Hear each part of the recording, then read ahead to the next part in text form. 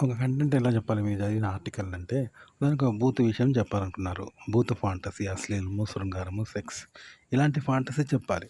అది ఎలా చెప్పాలంటే మీకు చెప్తాను. ఇప్పుడు ఒక అమ్మాయి ముందు అమ్మాయిని నగ్నంగా చూపెడితే అమ్మాయిలు చూస్తారా? వాళ్ళకేమొస్తది? ఆడోళ్ళును.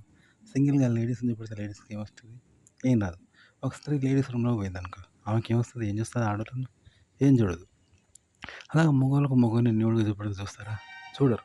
వానికేమొస్తది? చూడరు. మగోళ్ళు న్యూడ్‌గా ఉన్న దాంట్లోకి పోయి మగోడిని పంపిస్తే వానికేమొస్తది? చూడరు. వానికేం రాదు కదా! ఇలా మీరు ఒక అశ్లీలమైన కంటెంట్ చదివి దాన్ని చెప్పాలి. ఫాంటసీ, బూతు, సెక్స్ కథ చెప్పాలనుకుందాం. అది ఇలాగే చెప్పాలనమాట. ఓకే. అంటే ఆడోళ్ళ రూమ్‌లోకి ఆడోళ్ళని పంపిస్తే నగ్నంగా లేదా ఒక ఆడదాన్ని నగ్నంగా ఆడోళ్ళ దాంట్లో పంపిస్తే ఏం చూస్తది? పోనీ మగవాళ్ళంతా నగ్నంగా ఉన్నారు స్నానాలు చేత్తారు. ఇంకో మొగాన్ని పంపించామనుకో వాడేం చూత్తడు? ఏం చూడడు కదా!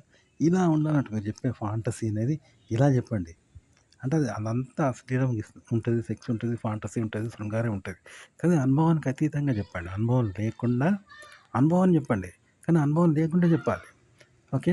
అనుభవం లేదు కదా అని అదొక సైన్స్‌లాగా, ఎడ్యుకేషన్‌లాగా చెప్పొద్దు. సైన్స్‌లాగా, ఎడ్యుకేషన్‌లాగా, డాక్టర్‌లాగా చెప్పొద్దు. Same fantasy. కానీ అందులో అనుభవం లేకుండా అనుభవాన్ని చెప్పాల్సుంటదనమాట. ఓకే. అట్లనమాట. అలా చెప్పాల్సుంటది. అంతేగాని అనుభవంతోటే అనుభవాన్ని ఎవరైనా చెప్తారు. కానీ అనుభవానికి అతీతంగా అనుభవాన్ని పలుకుతూ ఉండాలి. అలా పలుకుతూ ఉండాలనమాట.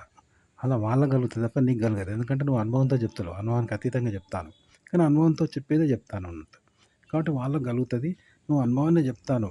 కానీ అనుభవం లేకుండా చెప్తాను అనుభవాన్ని. ఇలా చెప్పాల్సి ఉంటది. ఇలా రాయాల్సి ఉంటదనమాట. అయితే ఇది ఒక్క సెక్సు, అశ్లీలము, సెక్స్ ఫాంటసీయే కాదు. ట్రెడిషనల్ కూడా ఇలాగే చెప్పాల్సి ఉంటది. ఆర్టికల్ చదివిన తర్వాత గాని, నువ్వు ఆర్టికల్ రాసుకున్నప్పుడు గాని, కెమెరా ముందు ఇలాగే మాట్లాడాలి.